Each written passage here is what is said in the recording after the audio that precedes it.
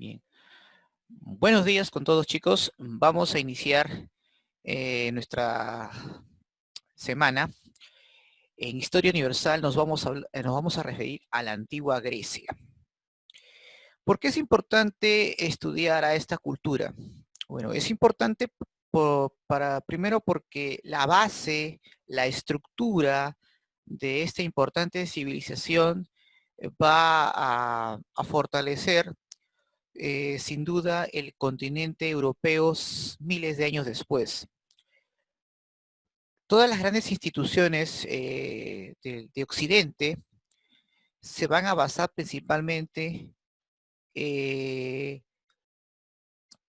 tanto en Grecia como Roma. Por ejemplo, en la antigua Grecia va Europa, Occidente va a heredar la democracia, la filosofía, y todos los grandes aportes culturales que nos ha dejado esta importante civilización. Lo mismo ocurre con Roma, ¿no? El derecho romano, las leyes, normas, etc. Pero también es importante mencionar que estudiar Grecia y Roma implica conocer bastante el sistema esclavista en su máximo esplendor.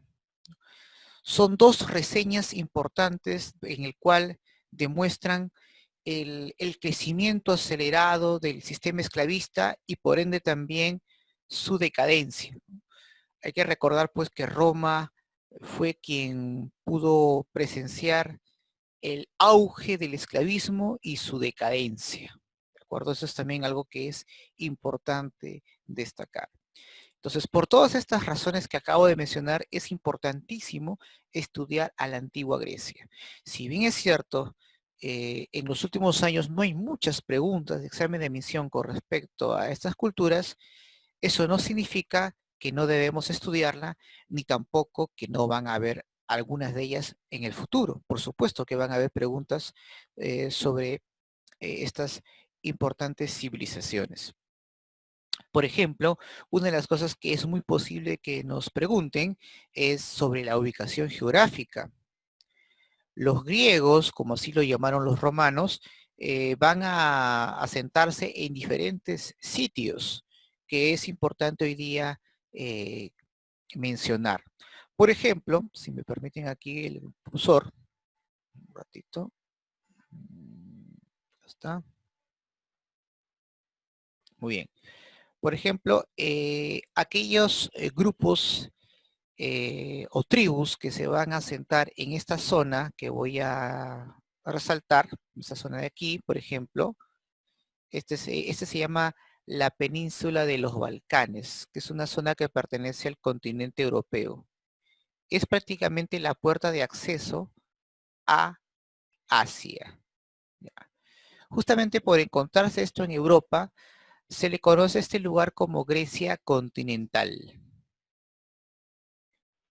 De aquí los más famosos pueblos que se van a asentar en este lugar son los atenienses y los espartanos. ¿Correcto? Muy bien.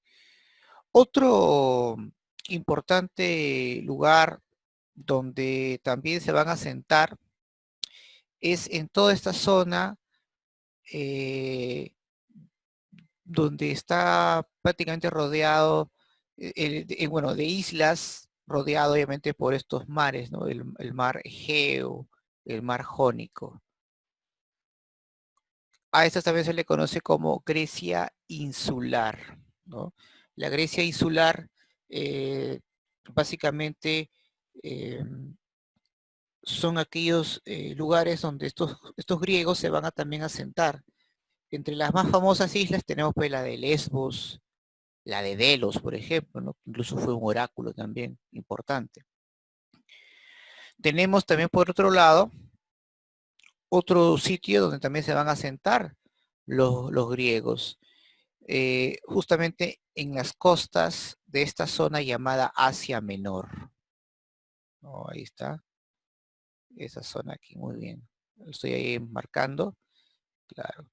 Estas son, digamos, también un grupo importante de estos pueblos que se van a sentar en estos sitios. Entre los más famosos, por ejemplo, tenemos pues la ciudad de Mileto, Esmirna, ¿no? Y Hefesto, por ejemplo. Son, digamos, sitios importantes que sin duda vamos a resaltar más adelante. Y por último, que vino como pregunta examen de admisión, tenemos también a un grupo de griegos que van a asentarse en toda esta zona de la península itálica y la isla de Sicilia, ¿no? En la parte sur de la península itálica. A esto se le conoce como Magna Grecia. E- esta, mm, este asentamiento no deben ustedes olvidarse nunca porque siempre vienen como preguntas, sobre todo cuando nos hablan sobre la ubicación geográfica. Entonces, la Magna Grecia son es el lugar donde aquellos pueblos se van a asentar en el sur de la península itálica, incluyendo la isla de Sicilia. ¿Correcto? Muy bien. Vamos entonces un ratito, perdón. Vamos a... Muy bien, perfecto. Vamos entonces a continuar. Tres cositas que me gustaría compartir con ustedes antes de continuar con la diapositiva. En primer lugar, eh, el mundo griego, como lo conocemos, en realidad fueron pueblos o gobiernos totalmente autónomos. Aquí los que van a surgir son las llamadas polis o ciudades-estado. Es decir, Grecia nunca fue una nación una nación políticamente unida. ¿Por qué quiero resaltar la parte política? Porque en realidad, si bien es cierto, los griegos eran gobiernos independientes, autónomos, con sus propias autoridades, sus propios ejércitos, siempre existió un sentimiento de nación, ¿no? En el sentido de que ellos sabían que algo los unía como pueblo, como el idioma, la religión, las costumbres, por ejemplo, pero que obviamente políticamente, reitero, eran totalmente diferentes. Pero, por ejemplo, cuando había algún tipo de enfrentamiento contra otras naciones, contra pueblos extranjeros, estos griegos se unían, ponían a un lado sus diferencias políticas y se enfrentaban al enemigo. ¿De acuerdo? Entonces es algo también importante que hay que destacar. Ahora bien, otro elemento que quería también compartir con ustedes es que el término griego es una palabra que los romanos, cuando tienen contacto comercial con ellos, es que les van a atribuir ese término. Es decir, ellos no se hacían llamar griegos, ellos se hacían llamar helenos. ¿Por qué? Porque como parte de su tradición, como parte de su costumbre, ellos eran conscientes, según su mitología, que provenían de un personaje legendario llamado Helen, ¿no? Para ellos, toda esta zona que acabo yo de mencionar, la Grecia continental, la Grecia insular, la Magna Grecia, las costas de Asia Menor, para todos estas zonas que ellos se van a asentar, se va a llamar la Hélade, ¿de acuerdo? La Hélade. Entonces es algo que también, bueno, justamente quería compartir con ustedes para ya poder, digamos, continuar con la transmisión, ¿no? Con las siguientes diapositivas. En síntesis, podemos decir pues que existieron diversas polis, pero de todas ellas vamos a estudiar dos principalmente y que se desarrollaron en la Grecia continental. Nos estamos refiriendo básicamente a Esparta, ¿no? Y a Atenas, ¿de acuerdo? Esparta y Atenas. Y a ellas dos básicamente nos vamos a referir. Muy bien. Vamos a hablar un poco sobre su evolución histórica, porque es importante resaltar, ¿ya? Eh, sin duda, el, la historia de la antigua Grecia se va a dividir en varios periodos. Y eso es lo que vamos hoy día a analizar.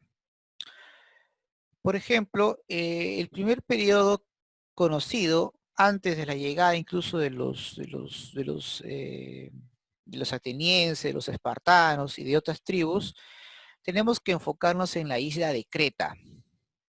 En esta isla va a existir una gran civilización que convivió básicamente con las grandes culturas del cercano oriente. Nos referimos a Egipto y Mesopotamia. ¿Cómo se iba a llamar este periodo? El periodo cretense o también periodo minoico. ¿Por qué? En honor pues al rey más famoso que tuvo Creta, ¿no? Que es el rey Minos. ¿De acuerdo? El rey Minos. Ahora bien, esta isla también estaba dividida por diversos reinos, es decir, cada rey tenía un control de un sector de esta isla, ¿no? No era un rey absoluto. De todas estas islas, el palacio más destacado, sin duda, va a ser la de Noxos, ¿de acuerdo? Ahí se presume que vivió pues el mítico rey Minos, ¿de acuerdo? El mítico rey Minos.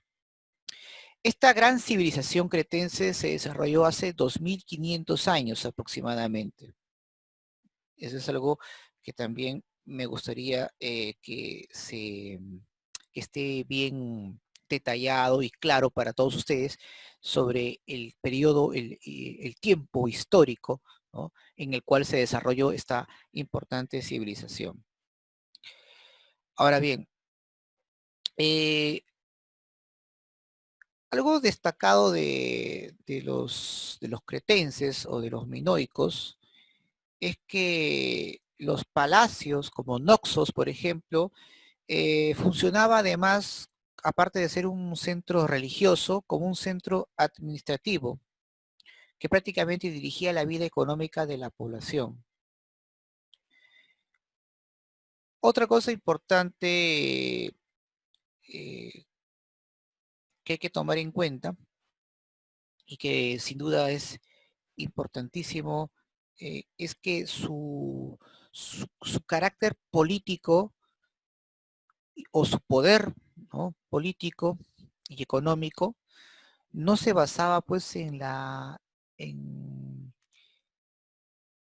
la fuerza militar, sino en el comercio marítimo, ¿no? Su principal actividad fue sin duda el comercio marítimo. Su poder se basó básicamente en lo que se conoce como la talasocracia. Esto es importantísimo, ¿no? Importantísimo esta palabra, porque sin duda también ya vino como pregunta de examen de admisión, ¿no? La talasocracia. ¿Y qué es la talasocracia? Bueno, la talasocracia es básicamente eh, ejercer el poder mediante la actividad comercial. Los gobernantes basaban su poder mediante el comercio marítimo. Los cretenses llegaron a tener una importante influencia, ¿no? Con aquellos pueblos que tuvieron contacto, como Egipto, Mesopotamia, ¿no? Entonces, ese es algo también que sin duda es importante destacar, ¿no? Entonces, su poderío se basaba más en la actividad comercial que en el aspecto militar, ¿no? Su flota marítima sostenía un intenso intercambio con ciudades de Asia Menor, con Egipto, etcétera. Entonces, eso significa talasocracia, ¿no? Un gobierno cuyo poder se basa en el comercio marítimo. ¿De acuerdo? Muy bien. Y como tal, como todo pueblo que se dedica al comercio, necesitaban pues sin duda una forma de registrar las transacciones comerciales de la importación y exportación de productos. Y es por eso que desarrollaron la primera escritura llamada lineal A. Entonces, en resumen, los cretenses cuyos habitantes más antiguos eran los famosos pelasgos, que habitaron en la antigua Grecia antes de la llegada de los primeros griegos, ¿no? Hay que recordar pues que los primeros habitantes más conocidos que habitaron los Balcanes, la isla de Creta y otros sectores periféricos fueron los pelasgos, ¿de acuerdo? Los pelasgos. Entonces ahí vemos pues que la cultura cretense o minoica fue sin duda una importante civilización. Se dice pues que ya por el año 1700 antes de nuestra era, ¿no? La civilización cretense llegó a su máximo esplendor, ¿no? Eh, También es posible que un siglo después, después de haber sufrido un importante terremoto, haya acabado con la prosperidad de esta cultura. Y más aún, cuando el año 1500, antes de nuestra era, va a ser invadido por un grupo de indoeuropeos, a la cual se le conoce como los aqueos. ¿De acuerdo? Como los aqueos, y por el cual da inicio a un nuevo periodo, a la cual pues nosotros conocemos como el periodo micénico, que es lo que vamos a ver a continuación. Muy bien, vamos a ver acá. Ahí está, el periodo micénico. Profesor, ¿y por qué le llaman el periodo micénico? Bueno, primero, antes de resaltar el periodo micénico, bueno, en resumen es porque fue la ciudad más próspera y la que más progresó. En honor a ese pueblo se va a llamar cultura micénica, pero los grupos, las tribus que van a llegar a invadir Grecia, e incluso Creta también, son sin duda pues los aqueos, ¿no? Pero empecemos un poco. Más o menos pues allá por el año 1500, incluso mucho antes, eh, em, cuando todavía la civilización cretense estaba en su esplendor, van a llegar básicamente del centro de Europa un grupo de indoeuropeos, en este caso los aqueos, y se van a establecer en la Grecia continental. Al tener contacto con los cretenses, ellos se van a dar cuenta o van a asimilar bastante de ellos y van a ir creciendo poco a poco. Es decir, antes los aqueos eran tributarios de los cretenses, pero con el tiempo van a aprender bastante de esta gran civilización y van a tener pues la suficiente fuerza para que en un momento determinado puedan arrebatarles el poder. Y eso ocurrió, ¿no? Allá por el año 1500, los aqueos, en la cual se habían establecido en diversas ciudades, ¿no? Como por ejemplo Tebas, Ítaca, eh, eh, em, estas zonas de justamente, ¿no? Micenas, Atenas, Tebas, Ítaca, van a controlar estos lugares y, y posteriormente estos pueblos aqueos logran invadir, ¿no? Creta, ¿de acuerdo? Entonces es algo que siempre destacar. Ahora, ¿por qué los aqueos logran controlar o vencer a los cretenses? Porque estos pueblos poseían armas de bronce, carros de guerra, y obviamente se impusieron por la fuerza, ¿no? A los acretenses, ¿no? Entonces ellos se instalaron pues en todas estas zonas, ¿no? Y los aqueos aprendieron bastante los cretenses en el comercio marítimo, en su cultura. Fue sin duda un momento de transición o de cambio, ¿no? De la cultura cretense a la cultura micénica, ¿de acuerdo? Entonces, eso es importante tomar en cuenta. La combinación, pues, jóvenes, de los elementos culturales de estos invasores con la cultura cretense dio origen a a la civilización micénica.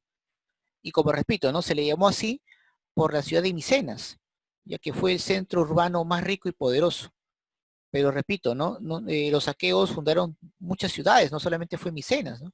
También, repito, estaba pues Tebas, Ítaca, Atenas, Tirinto, Pilos, por ejemplo.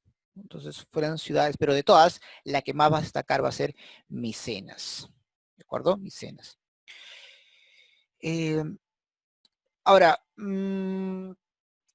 se sabe que estas ciudades van a estar dirigidos por jefes guerreros, ¿no?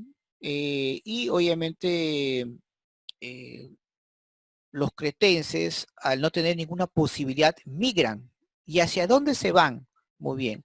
Los cretenses se van a esta zona de Asia Menor, a la cual fundan una ciudad, y ustedes me imagino deben recordarlo, ¿no? Porque se han dado pues documentales, series, películas, etcétera. Esta ciudad se va a llamar Troya, por el cual pues a los griegos lo llamaron Ilión, ¿no? De ahí viene el término de Homero, la Iliada, ¿de acuerdo? Entonces los sobrevivientes cretenses fundan su ciudad en Troya. Con el tiempo, los troyanos, descendientes, muchos de ellos de los cretenses, van a nuevamente controlar el comercio marítimo. Eso va a causar pues una preocupación inmensa en los aqueos, que obviamente habían controlado ya el mar Egeo y faltaba pues controlar el mar Jónico y más allá, ¿no? Cerca del Mediterráneo. Y es por eso que lanzan una campaña militar contra Troya. Recordemos que en la Ilíada la guerra se da pues por el rapto de Helena, pero la verdadera causa de la guerra de Troya fue por razones económicos, ¿no? Fue por el control, ¿no? De estos mares muy ricos que los aqueos deseaban, ¿de acuerdo? El rapto de Helena, obviamente, repito, fue una justificación, un pretexto, pero la verdadera razón de esta guerra es sin duda por el control de los mares, ¿no? Del comercio marítimo. ¿Existió Troya? Por supuesto que existió, ¿no? El hombre que logra descubrir Troya es el arqueólogo alemán Schliemann, en el cual descubre que, pues, de que uno de los restos arqueológicos hallados en el actual país de Turquía pertenece pues a la mítica Troya, ¿de acuerdo? Incluso él encuentra una especie de máscara fúnebre que presumen que es la del rey Agamenón, uno de los invasores pues hacia Troya, ¿no? Entonces ahí recuerden que estaba pues Menelao, Agamenón, que eran reyes militares, jefes militares de estos lugares de la antigua Grecia, aqueos obviamente, y que obviamente van a iniciar una campaña contra Creta, ¿de acuerdo? Entonces, y bueno, lamentablemente pues se pone fin totalmente a la invasión, perdón, se pone fin totalmente a a la civilización cretense y se impone el periodo micénico más o menos hasta el año 1100 aproximadamente. ¿Por qué? Porque luego los aqueos también van a ser invadidos por otro pueblo similar a ellos, otro pueblo indoeuropeo. En este caso nos estamos refiriendo a los dorios, que pone fin a la civilización micénica. A este periodo se le conoce como el periodo oscuro, que se va a dar pues entre el año 1100 y el 800. Muy bien. Entonces, alrededor del año 1200 aproximadamente, los dorios invaden Grecia desde el norte, ¿no? Ellos también son indoeuropeos que vienen de Europa Central y eran militarmente superiores a los aqueos, porque ellos también combatían a caballo, carruaje de guerra, pero también poseían largas lanzas hechas de hierro, ¿no? Los que recuerdan, por ejemplo, en las clases pasadas, había mencionado pues que el hierro fue sin duda un arma muy letal en la antigüedad, que era más eficiente con respecto a las campañas militares que podrían darse, ¿de acuerdo? Entonces, eso es algo que, que es importante destacar.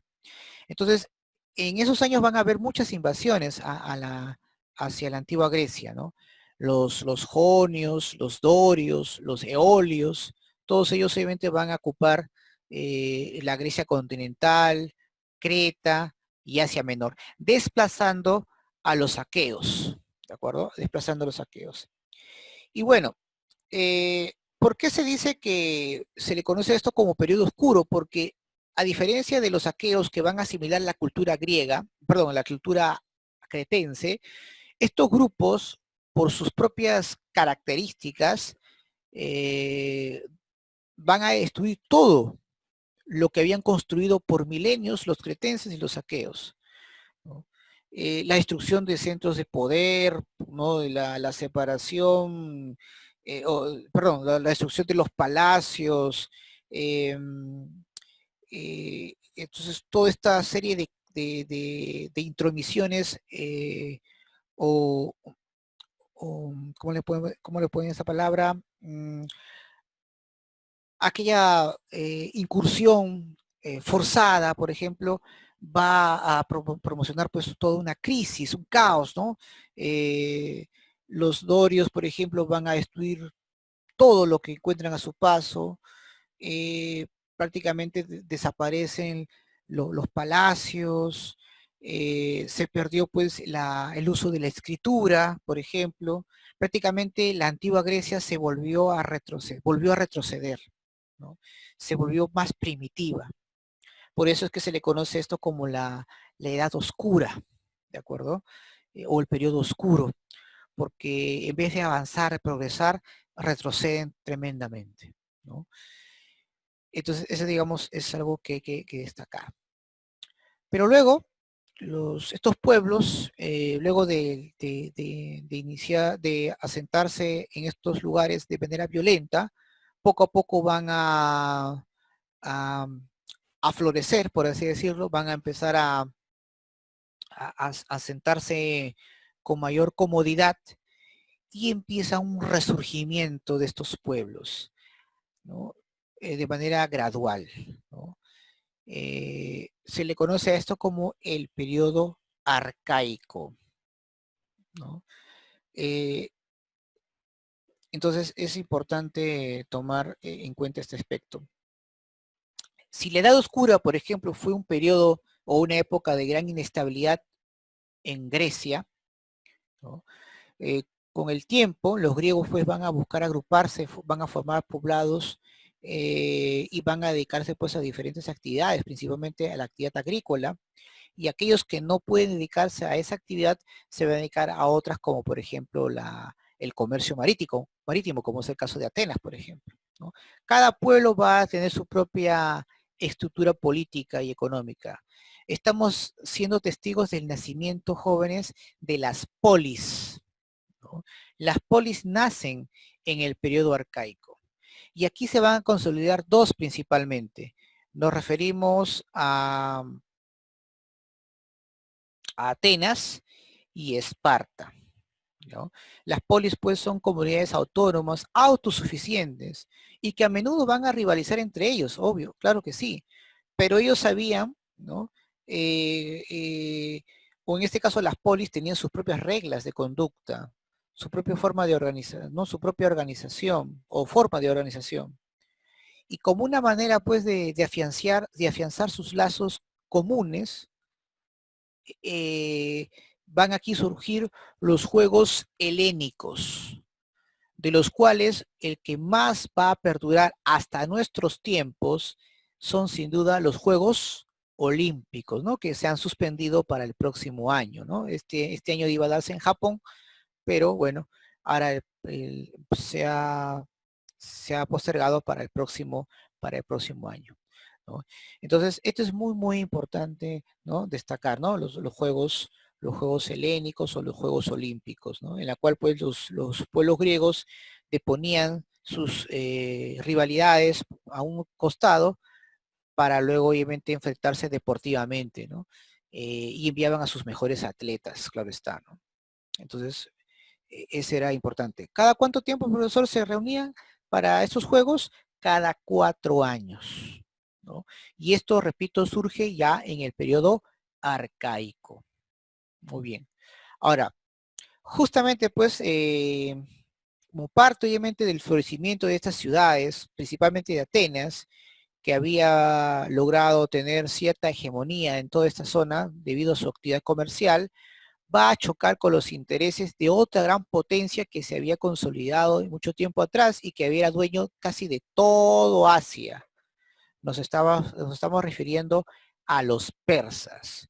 Justamente producto de esa contradicción, principalmente entre Atenas y el imperio persa, es que el mundo griego se envuelve en una gran guerra, a la cual pues nosotros conocemos como las guerras médicas, ¿no?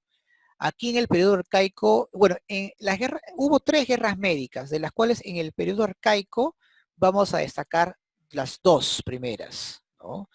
La primera guerra médica, obviamente, sin duda va a ser destacado por el triunfo de los griegos, sobre todo pues en la ciudad de Maratón, y la segunda, gracias al esfuerzo y al sacrificio de los espartanos, en el cual defendieron el avance de, de los persas en este desfiladero estrecho llamado las Termópilas, donde ahí pues surge o se vuelve famoso el rey Leónidas con sus 300 espartanos, ¿no? El objetivo era tratar de detener el avance persa hasta que los atenienses puedan reorganizarse e iniciar un contraataque con sus flotas marítimas, ¿no? Y ese era el objetivo de los espartanos, ¿no? El mundo heleno, ante la invasión y ante la amenaza del imperio persa, unen sus fuerzas para poder repeler, ¿no?, el ataque. Pero hay una cosa que no se dice y que me gustaría yo compartir con todos ustedes: las causas de estas guerras. En realidad no solamente se debió a la pretensión del imperio persa de mantener su hegemonía en Asia Menor y en el mar Egeo, sino la ambición de Atenas de querer ocupar a aquellos territorios comerciales que ya pertenecían a Persia. En realidad, pues quien enciende la chispa de esta guerra es Atenas. Por ejemplo, en esta zona que ustedes pueden apreciar, ¿no?, donde eh, también se asentaron colonias griegas como Mileto, por ejemplo, o Corintio. En realidad, pues, eran tributarios del imperio persa. Entonces, Atenas lo que buscaba era sembrar, pues, la chispa, ¿no? O sembrar un poco de rebeldía por parte de estas colonias contra el imperio persa, para que luego Atenas pueda iniciar pues una guerra contra Persia, ¿no? Porque el imperio persa, al invadir estas colonias, los demás pueblos griegos estaban prácticamente obligados moralmente a acudir a ayudarlas, ¿no? ¿Y quién iba a ser el mensajero de ese discurso para poder iniciar una guerra contra Persia por el sometimiento de contra las colonias? Atenas, ¿no? Atenas ya lo había premeditado todo, ¿no? Lo que buscaba era pues una excusa para persuadir a los demás pueblos griegos a entrar a una guerra en el cual el único que iba a ser favorecido era Atenas, ¿no? Y así ocurrió, ¿no? Los atenienses persuaden a las colonias griegas como Tirinto, como Corintio, como Mileto, para chocar pues contra los intereses de Persia. El imperio persa pues aplasta estas rebeliones y culpa a Atenas de encender pues la llama de esta situación.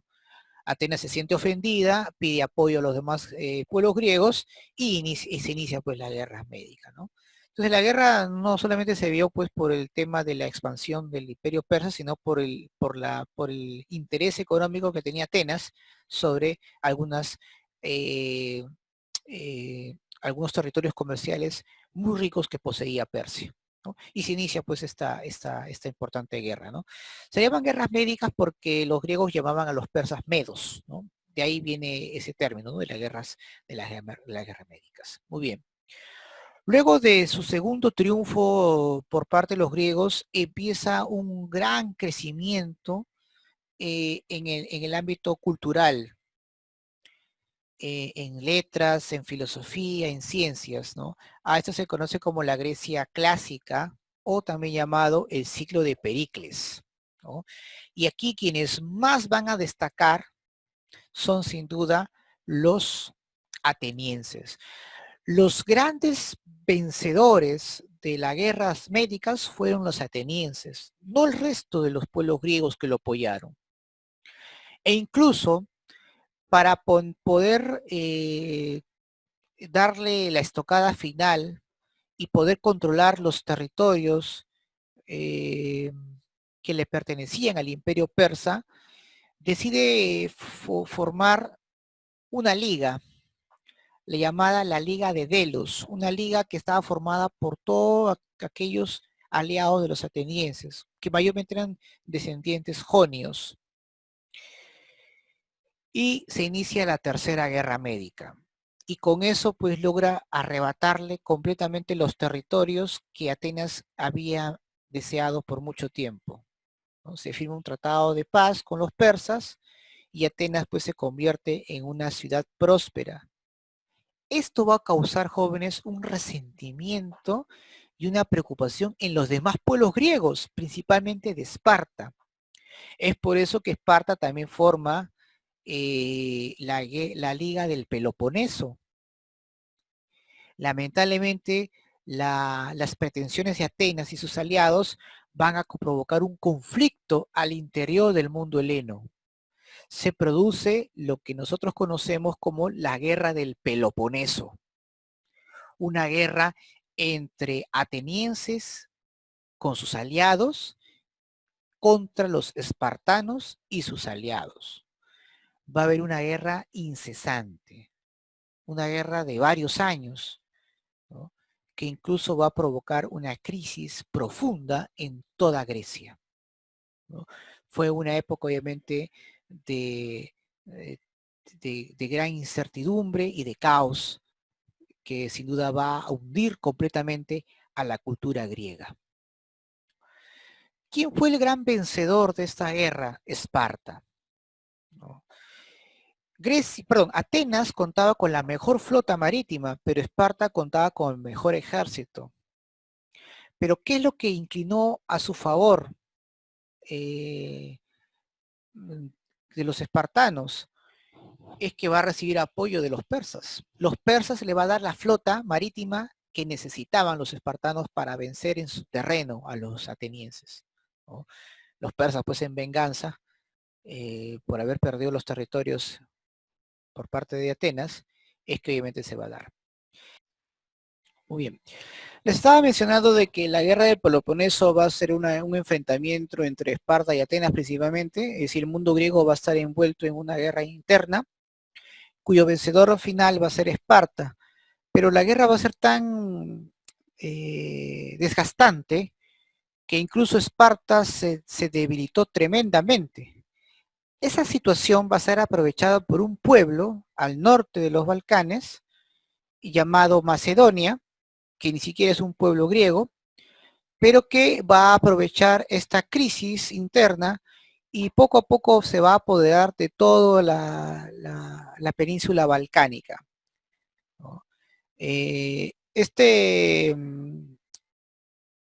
esta incursión, esta invasión por parte de los macedonios se inicia con el rey Filipo III, y la consolida su hijo, Alejandro Magno.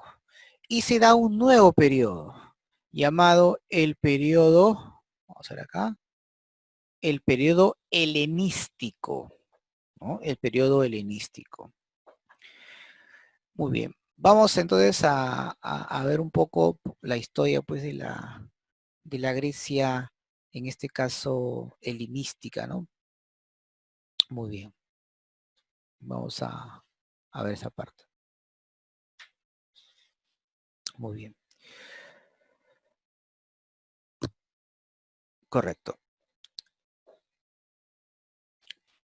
Cuando los estados griegos sucumben ante el poder de Alejandro Magno, este importante gobernante, con tan solo 19 años de edad, inicia una expansión más allá del continente europeo. Va a iniciar una campaña hacia Oriente. Luego de haber controlado a todos los estados griegos, decide invadir Persia. Acaba definitivamente con los persas, toma toda la zona de Mesopotamia, incluso aquí establece su capital, Babilonia, conquista el norte de Egipto, funda una ciudad en su nombre, Alejandría, y decide iniciar su campaña más allá del Medio Oriente, ¿no? Incluso llegando hasta la zona del Punjab, que es la zona de la, bueno, ya no pertenece a la India, sino a Pakistán, pero que el Imperio Alejandro Magno va a llegar a tomar todo el control de esta zona que ustedes pueden apreciar, ¿no? Lamentablemente, pues Alejandro Magno, a la edad de 33 años, sucumbe aparentemente, pues, eh, por por la víctima de la malaria y lamentablemente, pues, fallece, ¿no? Tras la muerte de Alejandro Magno, su imperio se divide, pues, entre sus generales, ¿no? Y con el correr del tiempo, ya por el año 146, los griegos, que ya nuevamente habían sido ciudades autónomas, sucumben ante la invasión de los romanos allá por el año 146 aproximadamente, ¿de acuerdo? Eh, pero voy a hacer un breve resumen, ¿no? O más bien voy a detallar un poco algunos aspectos sobre este periodo y por qué se le llama helenización. Muy bien. Empecemos un poco con los antecedentes, ¿no? Incluso tenemos que enfocarnos un poquito antes, ¿no? Eh, incluso de Alejandro Magno, ¿no? Para empezar, Macedonia era un reino que estaba ubicado pues al norte de Grecia, como yo mencioné hace poco, ¿no?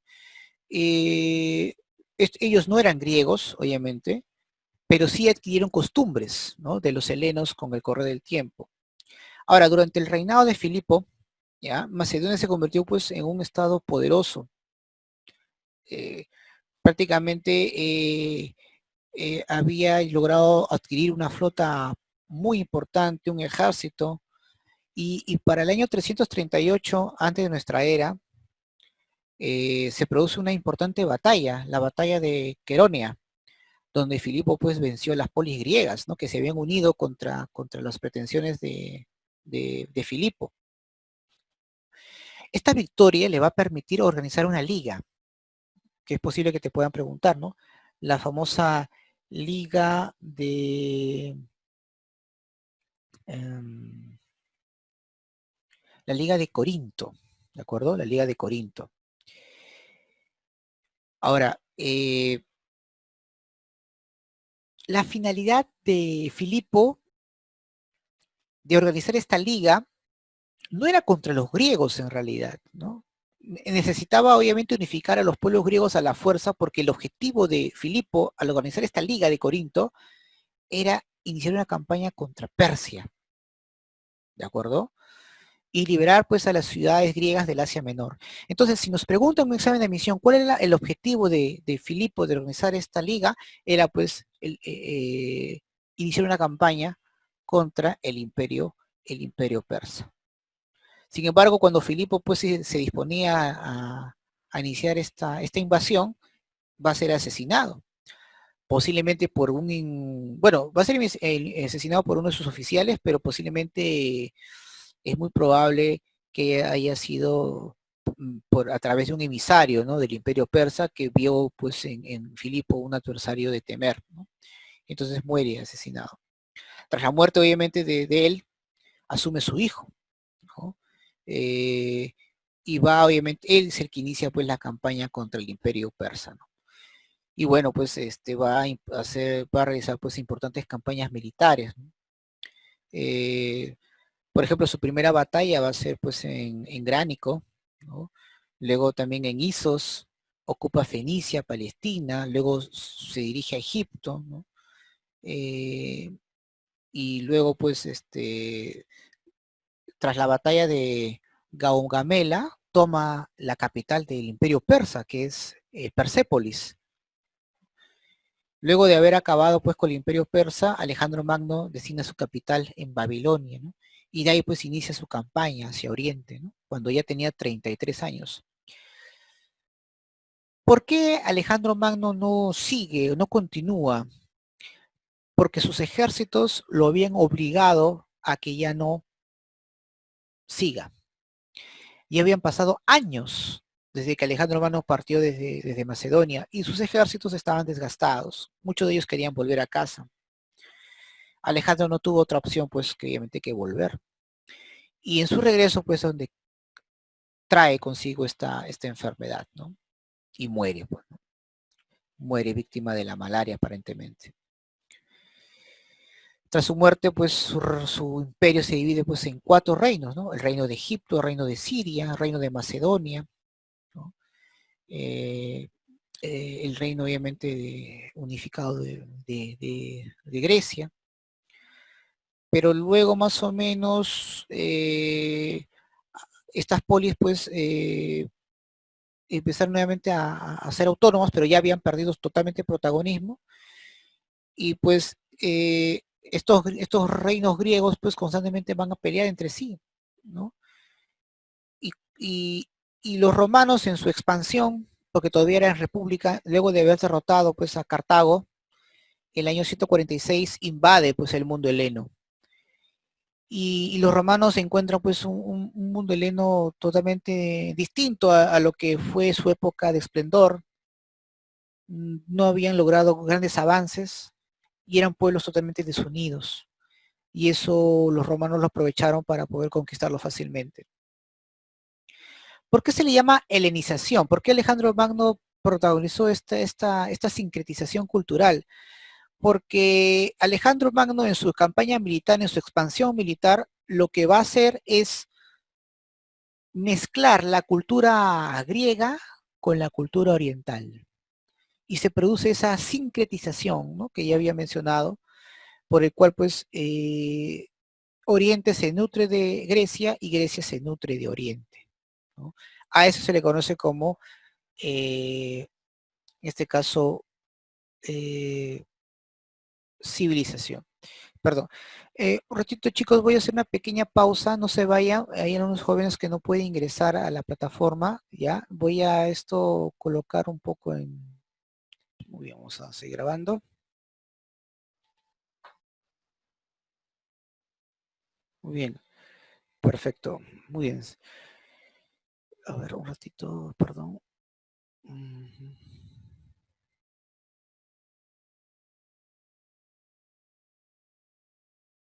Muy bien.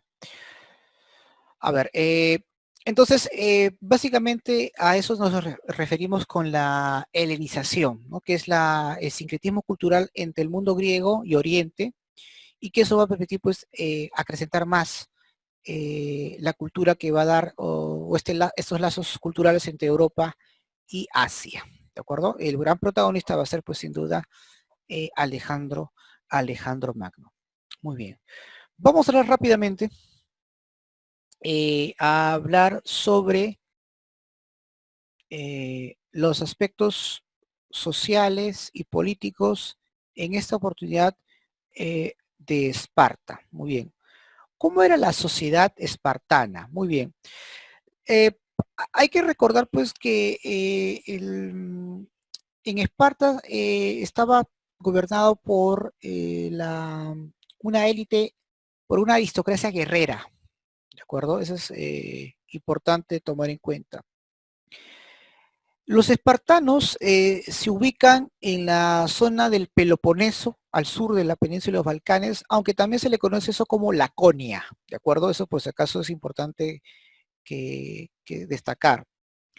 Ahora, la sociedad espartana, como estamos viendo, era pues sin duda muy estratificada. A la cabeza estaban los ciudadanos espartanos, llamados homoioi, eran descendientes de los dorios, ¿no? Ellos que trajeron el hierro, por ejemplo, a Europa, ellos eran sus descendientes, ¿no? Poseían pues una serie de privilegios, ¿no? Por ejemplo, podían obtener cargos importantes en el aparato militar, podían ejercer cargos políticos, ¿no? No pagaban pues sus impuestos, en fin, ¿no? Tenían una serie de privilegios y derechos importantes, ¿no? Solamente los espartanos, los ciudadanos espartanos.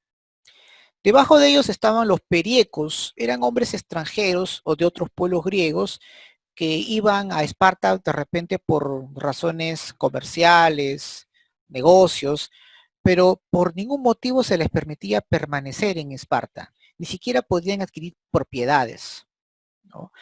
Poseían, pues, no tenían ningún tipo de derecho, no podían tener intervención en las asambleas, no podían tener cargos públicos, podrían ser parte del ejército espartano, eso sí, pero como soldados, como hoplitas, guerreros, y pagaban sus impuestos respectivamente, ¿no?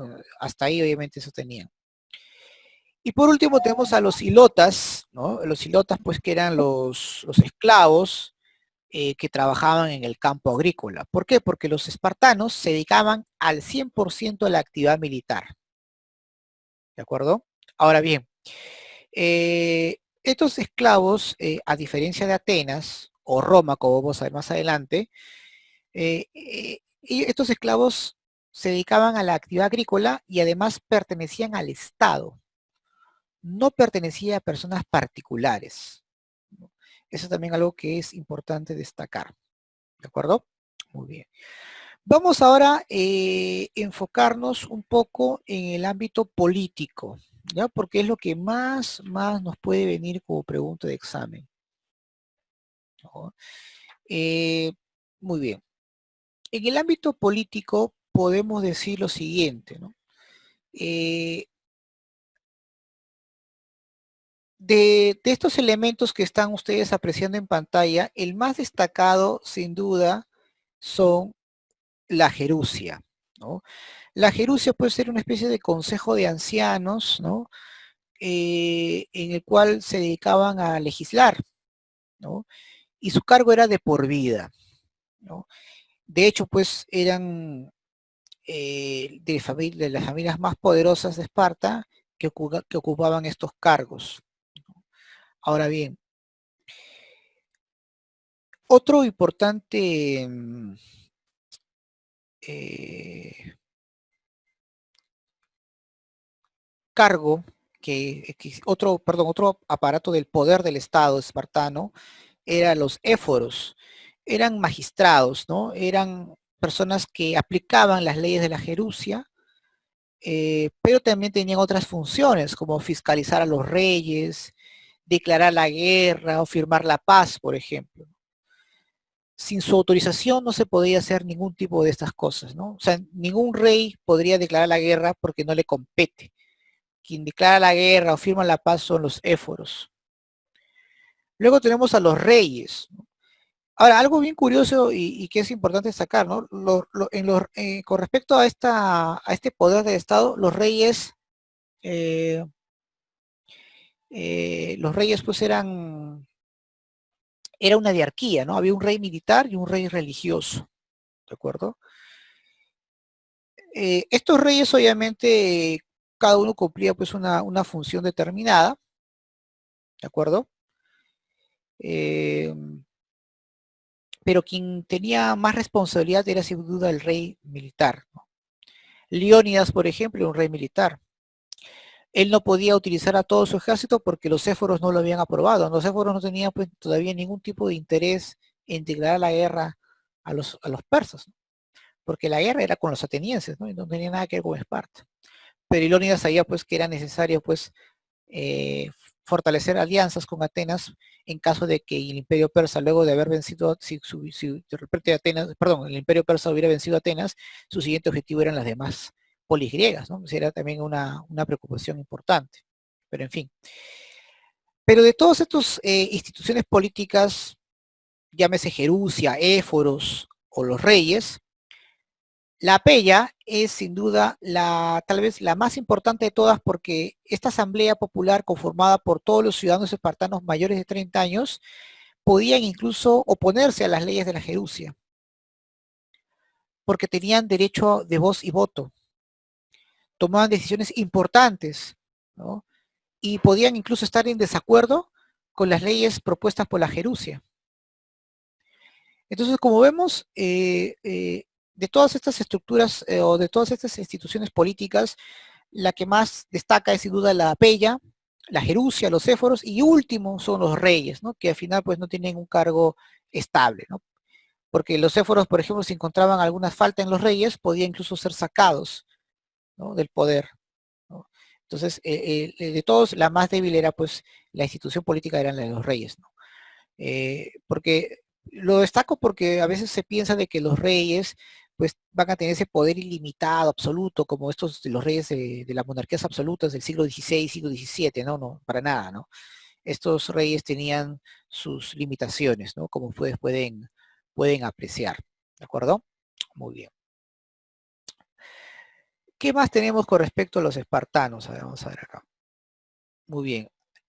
¿Cómo era la economía y la educación en Esparta? Muy bien. Esparta, por su suelo, por su geografía, se dedicaron básicamente a la agricultura. El Estado espartano poseía grandes latifundios, ¿no? Las tierras, repito, pertenecían al Estado, no a personas particulares. Entonces podemos decir pues que su principal actividad del Esparta es la agricultura, ¿no? Por la agricultura. Eh, Manejaba un sistema de producción esclavista estatal, ¿no? Es decir, la sociedad espartana se basaba en el sustento, se basaba en la actividad física del esclavo ilota que trabajaba la tierra. Profesor, entonces, ¿qué hacía el espartano si no se dedicaba a la actividad agrícola? Se dedicaba a la vida militar, ¿no? Ahí donde vamos a hablar un poco sobre la educación en Esparta. La imagen que ustedes pueden apreciar aquí, jóvenes, es de un niño llevado por dos funcionarios espartanos llamados gerontes. ¿Cuál era la función del geronte? Era reclutar niños para formarlos guerreros, a la cual se les conoce como hoplitas. ¿Ah? No olvides esa palabra, ¿no? Hoplitas. Entonces, estos gerontes iban a las casas de cada una de las madres espartanas que habían dado a luz, los examinaban y si encontraban algún tipo de defecto físico eran arrojados, ¿no? Ya sea al río o al monte Taigeto, que era pues la montaña más grande que tenía Esparta. Porque el propósito del Estado espartano era formar guerreros sanos, por la propia estrategia que ellos tenían, ¿no? Porque en este caso, al tener una formación única, si un soldado, pues, débil o con alguna afección física, podía incluso interrumpir esa formación, ¿no? Integral de los ejércitos espartanos contra sus enemigos. Entonces ellos buscaban tener, pues, guerreros totalmente sanos en todo aspecto, ¿no? Intelectual, físico. Los niños sanos eran devueltos a sus madres, pero después de 7 años estos gerontes volvían otra vez pero esta vez a llevarse para siempre a los niños, ¿no?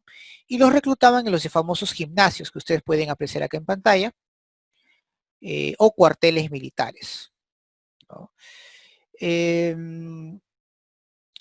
En Esparta no se practicaba mucho el tema cultural, intelectual, a diferencia de los atenienses, ¿no? Que se dedicaban más a las letras, a la filosofía.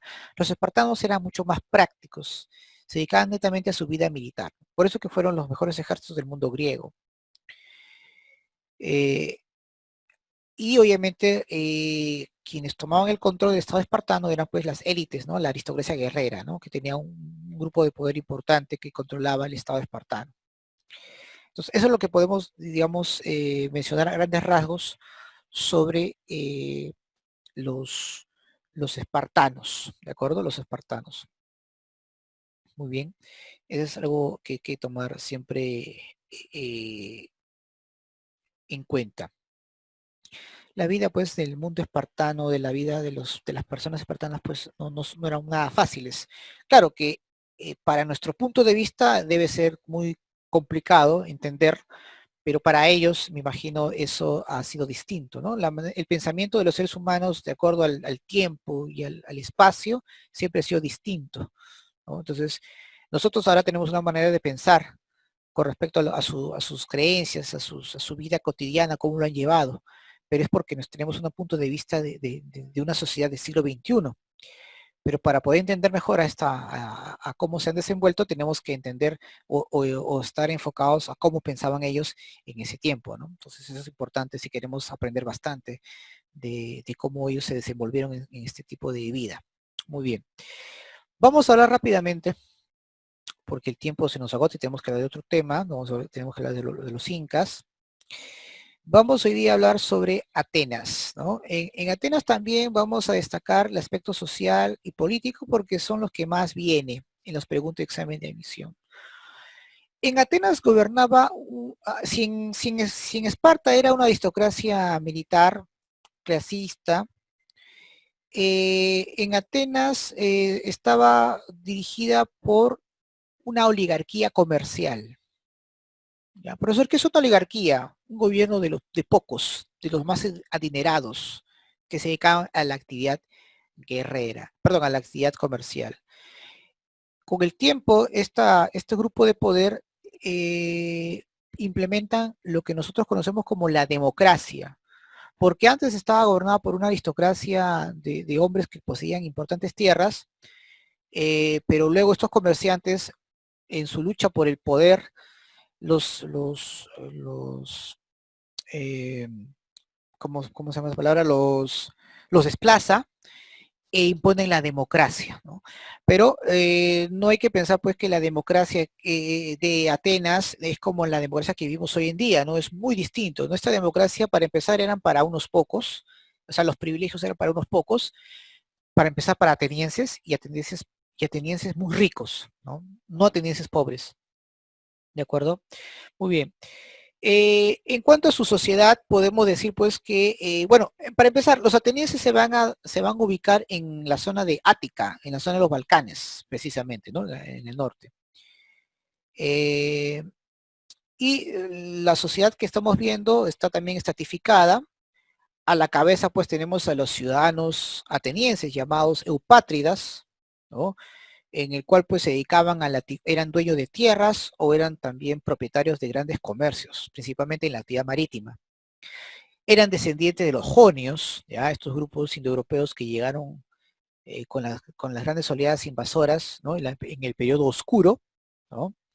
Eh, eh, y bueno, poseían pues grandes privilegios, ¿no? Por ejemplo, poseían propiedades, se dedicaban a la actividad económica, comercial, podían ejercer cargos políticos, entonces podían poseer incluso sus propios esclavos, ¿no? Sus propios esclavos también, en fin.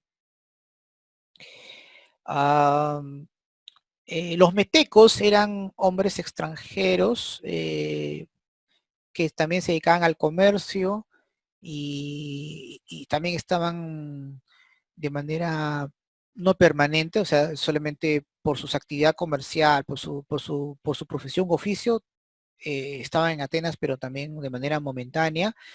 Estos metecos no podían ejercer cargos políticos, no podían poseer tierras ni esclavos, no poseían ningún tipo de derecho, ¿no? Para ellos la democracia no era válida. Los doblios eran los esclavos, ¿no? Que muchos de ellos se dedicaban pues a la actividad minera, a los trabajos domésticos o en algunos casos a la agricultura. Pero a diferencia de los ilotas en Esparta, estos doblios eh, eran vendidos y comprados en los diferentes mercados de Atenas. Eran considerados mercancías, cosas, objetos, en el cual un ciudadano espartano, si tenía plata, podía comprar esclavos. ¿De acuerdo? Entonces, es algo que también es importante destacar.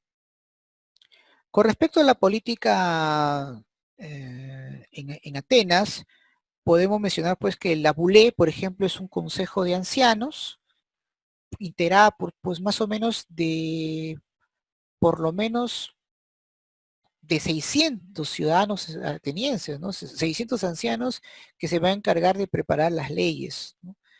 También tenían intervención en la política externa de Atenas, ¿no? Eso es algo que es importante destacar. Los arcontes se encargan básicamente de asuntos administrativos y políticos, ¿no? Son los que van a ejecutar básicamente las disposiciones de la bulé, ¿no? Esa es la, en este caso, la función, ¿no? Era el gobernante, pues, de la ciudad, pues, que va a aplicar las leyes de la bulé. Tenemos también, bueno, no lo he mencionado, no están acá. Bueno, en un tiempo también estaban los estrategas, que no lo he colocado ahí, pero los estrategas eran muy importantes porque se encargaban pues de los ejércitos y ellos sustituían justamente a los arcontes, ¿no? En caso de una guerra o conflicto, ¿no? Que se tenga sobre todo con una nación extranjera. Voy a mencionar ahora el aerópago y el tribunal de los Eliastas.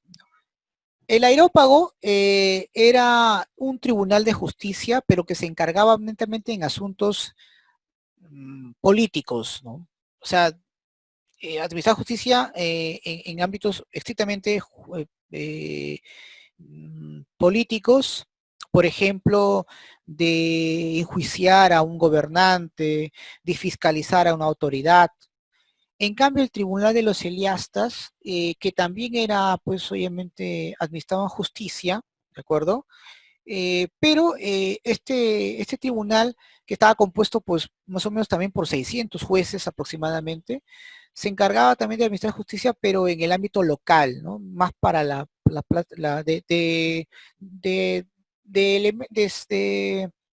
repente de temas más locales, por así decirlo, ¿no? Por ejemplo, algún tipo de criminalidad, delincuencia, algún tipo de estafa, qué sé yo, ¿no? Temas evidentemente para la ciudadanía, ¿no? En cambio, el aeropuerto era más una administración de justicia político, ¿de acuerdo?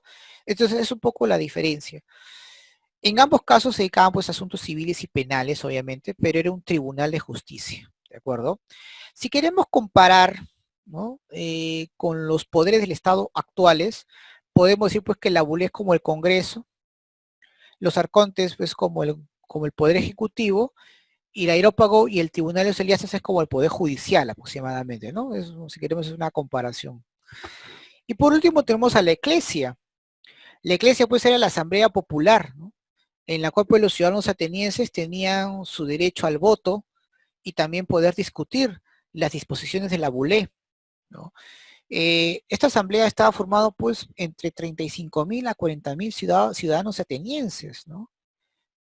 Ellos pues votaban las leyes, tenían participación en los conflictos bélicos, poseían sus tierras, tenían voz y voto, ¿no?